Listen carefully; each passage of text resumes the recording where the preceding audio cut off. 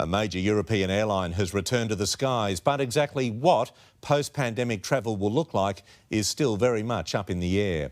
Experts are warning expect lengthy international check-ins, and pre-flight health checks could also become as vital as our passports. Coming into land at London's Luton Airport, Wizz Air, the first major European airline to resume passenger flights, despite bans on non-essential travel. I can't see that Wizz Air is going to have a lot of customers, but on the other hand, maybe there is first mover advantages. The aviation industry has been one of the hardest hit by COVID-19, with passenger planes sitting idle on tarmacs across the globe. So what will post-pandemic travel look like? According to aviation experts, there'll be less carriers, less flights, higher prices and check-ins up to 4 hours. Health issues are going to be as important as your passport and your visa. It'll be hard to imagine what flying looks like without people wearing masks and maybe even gowns. Low-cost carrier Ryanair is set to introduce compulsory face masks and temperature checks for all passengers.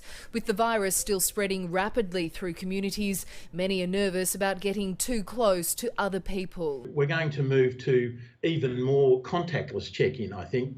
Check-in online before you get to the airport, present your health certificate online, those sorts of things, and drop your bag off somewhere quite remote. Once on the plane, social distancing measures will remain in force. If you actually put the people 2 metres apart on an aeroplane, you've probably got a load factor. You've probably only got about 30% of the number of people. Which means ticket prices will inevitably go up.